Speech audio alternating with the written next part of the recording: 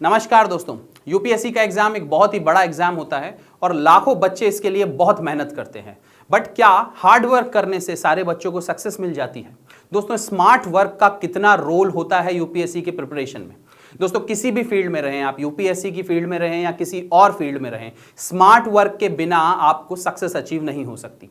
मैं ये नहीं कह रहा हूं कि हार्ड वर्क का कोई कंट्रीब्यूशन नहीं होता है, बट अगर आप हार्ड वर्क करते रहें और स्मार्टली स्ट्रेटेजाइज ना करें या प्लानिंग ना करें तो हो सकता है वो आपका हार्ड वर्क आपको सक्सेस तक ना पहुंचा पाए। दोस्तों, हमेशा कुछ भी काम को करने के लिए एक चीज की अंडरस्टैंडिंग बहुत ज्यादा जरूरी होती है कि उस काम में कुछ चीजें बेसिक बहुत इंपॉर्टेंट होती हैं और कुछ चीजें पेरिफेरल होती हैं जो कोर नहीं होती हैं, उतनी इंपॉर्टेंट नहीं होती हैं। और वही प्रिंसिपल समझाता है 80-20 रूल या फिर कहें परेटो प्रिंसिपल। ये जो परेटो प्रिंसिपल है, ये एक इटली के इकोनॉमिस्ट थे विल्फ्रेडो परेटो, उनके नाम से फेमस है। उन्होंने इस प्रिंसिपल का इजाद किया था और हमको ये 80-20 रूल दिया था। अब इस वीडियो में we are going to understand कि किस तरह से आप इस 80-20 प्रिंसिपल को अपनी यूपीएससी की प्रिपरेशन में लागू कर सकते हैं। तो दोस्तों, बने रहिए मेरे साथ। मैं हूं Mayank Bhardwaj. Welcome to Shriram's IAS channel. देखिए, सबसे पहले समझने की जरूरत है कि 80-20 रूल है क्या। तो पहले इसको पढ़िए। The Pareto principle known as the 80-20 rule is a phenomenon that states that रफली 80% of the outcomes come from 20% of the causes. कहने का मतलब है, अगर आप एफर्ट्स को देखें और आउटकम को देखें तो आपके जो 20% एफर्ट्स है ना, वो 80% रिजल्ट लेके आते हैं। वो 80% आउटकम्स के लिए रिस्पॉन्सिबल होते हैं। इसको डीपली समझने के लिए ये देखिए, एक तरफ आपके एफर्ट्स हैं और दूसरी तरफ रिजल्ट्स हैं। तो अब जो 20% आपके एफर्ट्स होंगे ना, ये आपके 80% रिजल्ट्स लाएंगे, और जो अराउंड 80% आपके एफर्ट्स होंगे, ये आपका 20% रिजल्ट लाएंगे। तो दोस्तों, बहुत सिंपल है सक्सेस पाना, अगर आपको ये पता चल जाए कि ये 20% एफर्ट्स कौन से हैं। देखिए, हर चीज में ये लागू होता है, देश के एजुकेशन सिस्टम से लेके देश के हेल्थ सिस्टम तक और आपकी पर्सनल लाइफ से लेके आपके यूपीएससी प्रिपरेशन तक परेटो प्रिंसिपल लागू होता है। हमेशा आप देखेंगे कि वो कुछ छोटे से थोड़े बहुत काम होते हैं जो आपने कर लिए तो वो आपकी 80% लाइफ बना देते हैं। कुछ छोटी ऐसी आदतें जो आपने पाल ली, कुछ ऐसी हैबिट्स, कैसे कुछ जो आपने ऑब्जर्व कर ली और अपने बिहेवियर में आप लेकर आ गए, वो रिस्पॉन्सिबल होती हैं आपके 80% एटीट्यूड के लिए। और एटीट्यूड दोस्तों बहुत इंपॉर्टेंट होता है सक्सेस पाने के लिए। तो कौन से वो 20% इलाके हैं, इस वीडियो में जानने की कोशिश करेंगे। वो 20% इंपॉर्टेंट चीजें जो आपको एक IAS बना सकती हैं, जिसकी वजह से आप अपनी प्रिपरेशन को नेक्स्ट लेवल पर पहुंचा सकते हैं। तो आइए दोस्तों, जानने की कोशिश करते हैं। सबसे पहले देखते हैं कि कौन से वो 20% ऐसे इंपॉर्टेंट एरियाज हैं जिससे आप 80% तक अपना रिजल्ट ड्राइव कर सकते हैं। अब देखिए, माने या ना माने, इसमें थोड़ी सब्जेक्टिविटी जरूर रहेगी।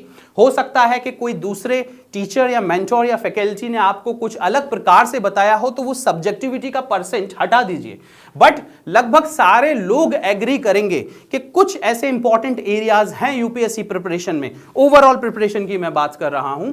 ऐसे कुछ एरियाज हैं यूपीएससी प्रिपरेशन में जिसके पीछे अगर आप पड़ गए और उनको मास्टर कर लिया तो आपका 80% रिजल्ट वही ड्राइव कर देंगे। तो सबसे पहले क्या है देखते हैं दोस्तों। सबसे पहला है फोकस ऑन द बेसिक्स। देखिए, जो सिलेबस है यूपीएससी का वो बहुत वाइड है। हर एक टॉपिक के ऊपर बहुत सारी किताबें लिखी जा सकती हैं, कुछ टॉपिक्स के ऊपर तो पूरी लाइब्रेरी भरी जा सकती हैं दोस्तों। बट आपको क्या जरूरी है, यूपीएससी में जो पूछा जाता है वो 150 वर्ड्स के आंसर, 250 वर्ड्स के आंसर, साथ ही साथ में ऐसे टाइप। भाई, आपको जो जानकारी चाहिए, जितनी जानकारी चाहिए, वो आप 150 वर्डों में, 250 वर्डों में या फिर 1200 से 1500 वर्डों में लिख सकें, इतनी जानकारी आपको इंपॉर्टेंट है चाहिए। और इसके लिए सबसे जो इंपॉर्टेंट चीज है वो है बेसिक्स। दोस्तों, इसके अपोजिट बच्चे क्या करते हैं, कोई भी एक भारी किताब को उठा के पढ़ना शुरू कर देते हैं और उस समय पढ़ना शुरू कर देते हैं जब उनके बेसिक्स क्लियर नहीं होते। मैंने पर्सनली ऐसे बच्चों को देखा है जो एक एक भारी भारी किताब उठाकर महीनों तक बैठे रहते हैं और उनका एक सब्जेक्ट भी कवर नहीं होता। ना तो उनको उस सब्जेक्ट के बेसिक्स आ पाते हैं, ना वो बेसिक उस सब्जेक्ट का आगे कभी सीख पाते हैं, और ना ही कोई दूसरे सब्जेक्ट पे स्विच कर पाते हैं। और फिर फ्रस्ट्रेशन भी बढ़ता है, साथ ही साथ उम्र भी बढ़ती है, पैसे भी खर्च हो रहे हैं, and at the same time आपका कॉन्फिडेंस लेवल लो होते जा रहा है। तो सबसे पहले हर एक सब्जेक्ट का जो कोर एरिया है उस पर फोकस करिए, सब चीजों के बेसिक पर फोकस करिए। इसीलिए रिपीटेडली आपके टीचरों द्वारा, मेंटर्स के द्वारा बोला जाता है कि एनसीईआरटी बुक्स पढ़िए। क्यों? क्योंकि वो बेसिक्स कवर करती हैं। अब कुछ बच्चे आते हैं और बोलते हैं एनसीईआरटी बुक्स में सब कुछ नहीं दिया है और एनसीईआरटी बुक्स पढ़ने से यूपीएससी का एग्जाम नहीं निकलता है। हाँ ठीक है, मान लीजिए नहीं निकलता है, बट बेसिक्स तो कवर हो जाते हैं। It is better to read NCERT in 2 months rather than running behind a book जिसके पढ़ने से आपको लगता है कि आपको बहुत ज्यादा आ जाएगा। 4 महीने तक उस बुक के पीछे पड़े रहिए और ना आपका बेसिक क्लियर हो पाता है और ना ही आप दूसरे सब्जेक्ट्स पे स्विच कर पाते हैं। तो दोस्तों बहुत इंपॉर्टेंट है कि सबसे इंपॉर्टेंट चीज बेसिक्स आप अपना कवर करें, क्लियर करें, और इसमें बहुत कम समय लगता है। Polity, history, geography, economy, science and tech, environment, international relation, history, सबका कुछ ना कुछ बेसिक है और उस बेसिक की इंफॉर्मेशन, जानकारी अगर आपको है तो आप बहुत आगे बढ़ जाएंगे। दूसरी इंपॉर्टेंट चीज, आंसर राइटिंग। देखिए दोस्तों, आंसर राइटिंग को बहुत सारे लोग इग्नोर करते हैं। जब तक परफेक्ट आंसर नहीं आएगा तब तक वो लिखेंगे नहीं, बट इन सब से कुछ नहीं होता। लिखना बहुत जरूरी है। इस एग्जाम में आप पास होना आपके लिए बहुत ज्यादा दुश्वार है अगर आपको लिखना नहीं आता तो। आपका पूरा मेंस का जो पेपर है दोस्तों वो आंसर राइटिंग पे टिका हुआ है। वो टिका हुआ है कि आप कितने अच्छे से लिखते हैं और एग्जामिनर को कितना लॉजिकली सब कुछ प्रेजेंट करते हैं, so that the examiner is convinced enough to award you good marks. But बच्चे 1-1 साल, 2-2 साल तक लिखते ही नहीं है। आपके मेंटर्स आपको लगातार बोल रहे हैं, आपके टीचर्स आपको लगातार बोल रहे हैं कि आप लिखिए, बट बच्चे लिखते ही नहीं है। एक तरह का फियर होता है कि कैसे लिख पाएंगे। अरे कैसे भी लिखिए, चालू करिए लिखना, आप डायरी एंट्री करिए रोज, बट आप लिखना जारी रखिए, लिखना लगातार करते रहिए। और अगर नहीं लिख रहे हैं तो लिखना चालू करिए, क्योंकि बिना लिखे दोस्तों आप यूपीएससी की फील्ड में आगे नहीं बढ़ पाएंगे, आप पास नहीं हो पाएंगे, आप मेंस नहीं निकाल पाएंगे अगर आपका प्रीलिम्स निकल भी गया हो तो ये एक दूसरी ऐसी चीज है। अब क्या लिखें? प्रीवियस ईयर क्वेश्चन लिखिए ना, आप मेंस के प्रीवियस ईयर क्वेश्चन लिखिए, आप अपने मॉक टेस्ट लगाइए, ठीक है। इतने सारे मॉक टेस्ट होते हैं, हमारी कोचिंग में भी यहाँ पे मॉक टेस्ट होते हैं, टेस्ट सीरीज होती हैं, आप लिखिए। क्योंकि जो भी आपने पढ़ा है, जब तक आपको उसको लॉजिकल फॉर्म में जो क्वेश्चन में पूछा गया है उसके अकॉर्डिंग लिखना नहीं आएगा दोस्तों, आप भूल जाइए कि आपका सिलेक्शन हो पा रहा है। There is no meaning of cheating yourself in this. मैं बहुत हार्डली बोल रहा हूं, हार्शली बोल रहा हूं, बट सत्य बात बोल रहा हूं कि आप लगातार 6 साल 10 साल तक प्रिपरेशन करते रहिए, बट अगर आपको लिखना नहीं आता आपका पेपर नहीं निकलेगा। अगर आपको बेसिक्स नहीं आते आपका पेपर नहीं निकलेगा। और बहुत सारे ऐसे बच्चे अनफॉर्चुनेटली हमको देखने को मिलते हैं जो ना तो बेसिक्स सीखते हैं और ना ही आंसर राइटिंग करते हैं। दोस्तों मान लीजिए अब आपने पढ़ लिया, बेसिक्स पढ़ लिया, आंसर लिख लिए, बट व्हाट अबाउट रिवीजन? कुछ बच्चे ऐसे होते हैं जो रिवाइज ही नहीं करते। Revision is very important. भाई खाना खाया है तो उसको पचाना बहुत जरूरी है। लगातार अगर आप खाते जाएंगे तो अपच हो जाता है, इनडाइजेशन हो जाता है। अगर आप लगातार पढ़ते जाएं, एक सब्जेक्ट पढ़ें, फिर दूसरा सब्जेक्ट पढ़ें, फिर तीसरा सब्जेक्ट पढ़ें, जो पहला सब्जेक्ट पढ़ा था आप उसको भूल जाएंगे। तो इसलिए बहुत जरूरी है कि कोई भी सब्जेक्ट आप पढ़ें तो उसके माइक्रो नोट्स सबसे पहले बना ले। Micro notes are very very important. Micro notes का मतलब क्या होता है कि किसी भी सब्जेक्ट के कीवर्ड्स आप लिख कर रखिए। सब्जेक्ट्स के अंदर टॉपिक्स होते हैं। इंडियन पॉलिटी को देख लीजिए, मान लीजिए इंडियन पॉलिटी में आपने फंडामेंटल राइट का चैप्टर पढ़ा, तो आप उसमें लिख लीजिए the basics, the keywords. Article 12 क्या बोलता है शॉर्ट में लिखिए, आर्टिकल 13 क्या बोलता है शॉर्ट में लिखिए, 14, 15, 16 क्या बोलता है शॉर्ट में लिखिए, ताकि आप बहुत आसानी से उसको रिवाइज कर पाएं। अब इसका मतलब ये नहीं हुआ कि साल में एक बार रिवाइज करना है, कहने का मतलब है रिपीटेडली रिवीजन होना चाहिए और वो रिवीजन तेज हो, आपका समय बर्बाद ना हो। इसलिए माइक्रो नोट्स बनाना बहुत ज्यादा अनिवार्य है, जरूरी है। दोस्तों मैं आपको बता रहा हूं, ये जो 3 चीजें मैंने आपको बताई, अगर आप ये वर्ड टू वर्ड फॉलो करते हैं तो आप मान के चलिए आपका 80% काम हो जाता है। 80% of your work is done. अब नेक्स्ट क्वेश्चन आता है कि भाई पता कैसे करें कि कौन सा सब्जेक्ट पहले पढ़ना है बाद में पढ़ना है।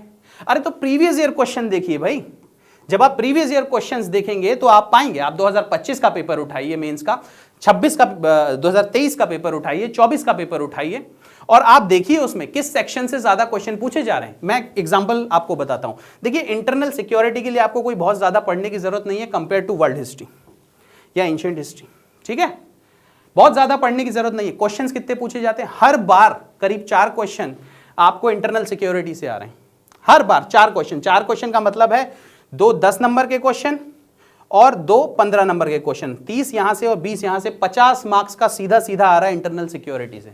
Same is with international relation.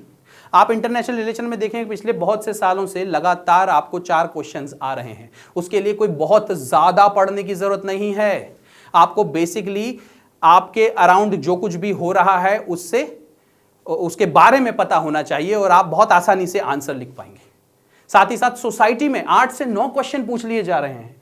तो देखिए, प्रीवियस ईयर क्वेश्चंस जब आप देखेंगे तो आपको पता चलेगा कि यूपीएससी कहां पे फोकस कर रहा है, कहां से ज्यादा पूछ रहा है, क्या पैटर्न अपना रहा है। साथ ही साथ आपको यह भी पता चलेगा कि यूपीएससी किस तरह के सवाल पूछ रहा है। अगर इंटरनल सिक्योरिटी के कुछ सवाल हैं तो वो किस तरह के सवाल हैं, अगर इंटरनेशनल रिलेशन से सवाल हैं तो किस तरह के सवाल हैं।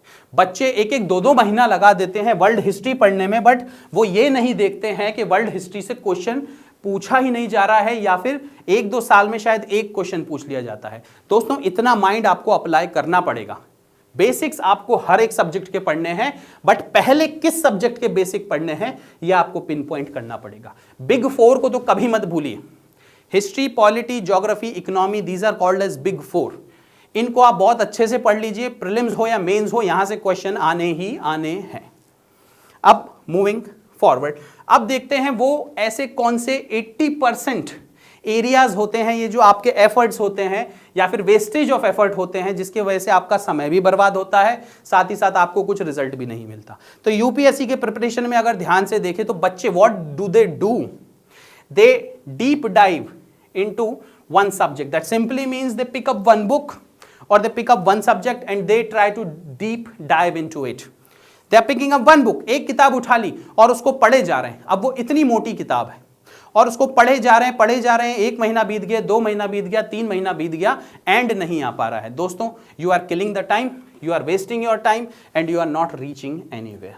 दूसरी इंपॉर्टेंट चीज, trying to perfect every answer ना। अब ये देखिए, कुछ बच्चे तो परफेक्टनेस के इतने ज्यादा करीब होते हैं कि वो जब तक उनके दिमाग में से या आइडिया ना आ जाए कि हाँ अब मैं परफेक्ट लिख सकता हूं, आंसर ही नहीं लिखते।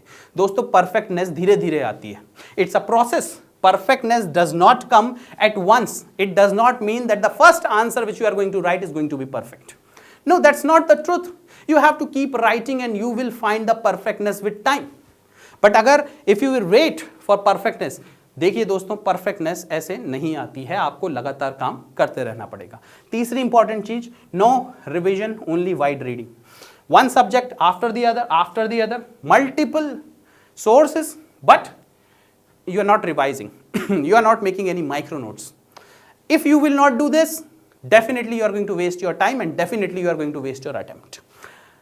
Ignoring optional ethics and essay. अब आप देखिए, ऑप्शनल के 500 मार्क्स, एथिक्स के 250 मार्क्स और ऐसे के 250 मार्क्स, टोटल 1000 मार्क्स होते हैं दोस्तों, out of 1750 marks of your mains examination.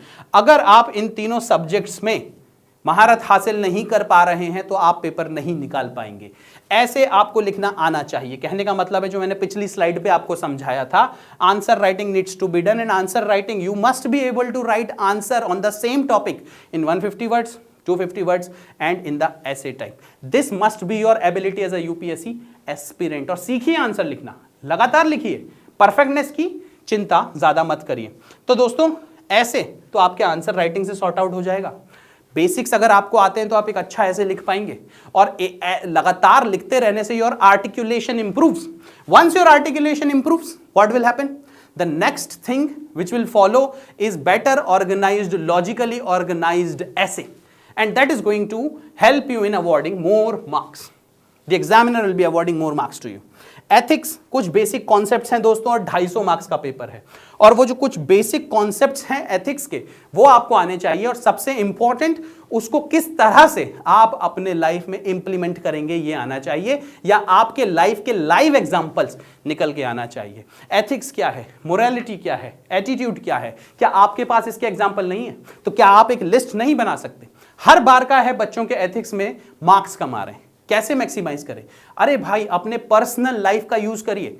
आपके पर्सनल लाइफ में इतने ज्यादा आपको एक्सपीरियंसेस हुए हैं, ना ही सिर्फ आपकी लाइफ में हुए हैं but also the people who are around you, they have also experienced many things.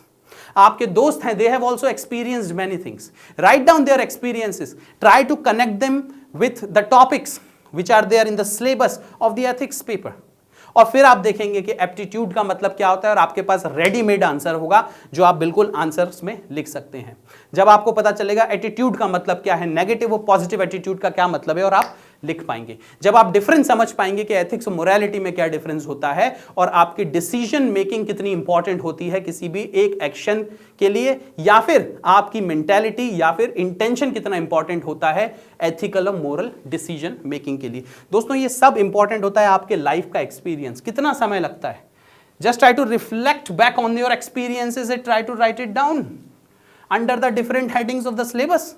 तो भाई ये 250 मार्क्स आंसर राइटिंग लिखने से, ये 250 मार्क्स कुछ करंट टॉपिक्स को देखने से, कुछ कॉन्सेप्ट्स क्लियर करने से और अपने लाइफ के एक्सपीरियंस को लिखने से आ जाएंगे। बस प्रैक्टिस करते रहिए, आंसर राइटिंग करते रहिए, रिवीजन करते रहिए। साथ ही साथ दोस्तों ऑप्शनल, मानिए ना मानिए, ऑप्शनल सब्जेक्ट के अंदर भी कुछ ऐसा कोर एरिया होता है which is very important, regularly उस पर आंसर पूछे जाते हैं। मैं एक एग्जांपल दूंगा, जैसे आप हिस्ट्री ऑप्शनल को उठा लिए, just an example. Harappan civilisation is a very important topic, वहां से क्वेश्चन आता ही आता है, तो क्यों ना आप हड़प्पा सिविलाइजेशन सबसे पहले पढ़ें और उसके बारे में डीपली पढ़ें rather than all the other topic. ठीक है, सो ये आपको पिन पॉइंट करना कि कौन सा ऐसा 20% एरिया है जो आपको 80% तक रिजल्ट दे देगा, इट इज वेरी इंपॉर्टेंट। देखिए दोस्तों ये 20%, 30 भी हो सकता है, 40 भी हो सकता है, बट रिजल्ट आपको 80% दे देगा, तो कोई दिक्कत नहीं है।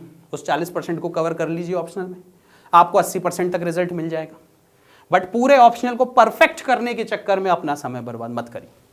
Moving forward, running behind too much content, कहने का मतलब है कि मल्टीपल सोर्सेज से मैं पढ़ूंगा। अरे भाई आप बेसिक कंप्लीट करिए, उसके ऊपर करंट अफेयर्स पढ़िए, और आप देखेंगे आप बेटर आर्गुमेंट कर पा रहे हैं, बेटर आंसर लिख पा रहे हैं, बेटर ऐसे लिख पा रहे हैं।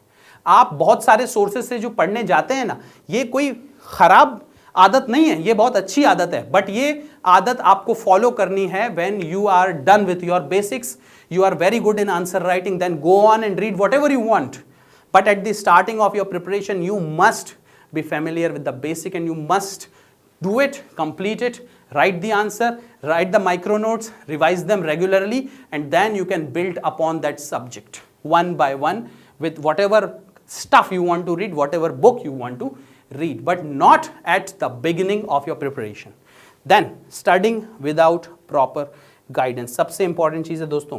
शुरू में मैं इंट्रोडक्शन में आपसे बात कर रहा था स्मार्ट स्टडीज की, smart study versus hard studies. देखिए हार्ड स्टडी, हार्ड वर्क बहुत इंपॉर्टेंट होता है, बट सही स्ट्रेटेजी के, सही प्लान के बिना that hard work is of no use. So what you have to understand and deeply understand is that you must have a plan, you must have a strategy, and that can only happen when you have the understanding of this examination. Now sometimes you have the understanding of the examination, intuitively it comes to you, you are smart enough to understand, but at times you are unable to understand. और उस समय दोस्तों सबसे important चीज जो काम आती है वो है प्रॉपर गाइडेंस।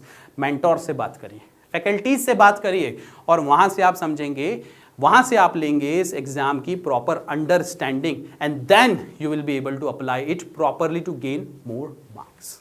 तो दोस्तों इस वीडियो में जो हमने देखा, सुना और पढ़ा, उसको समझने की कोशिश करिए, अपने लाइफ में उतारने की कोशिश करिए। We want you to pass the examination with flying colours, we do not want to fail you to fail, we do not want that you repeat attempt after attempt. You must be able to clear this exam in one attempt, and that can happen only when you understand this very, very important principle and apply it in your UPSC preparation. So thank you very much for joining me here. Have a nice day and Jai Hind.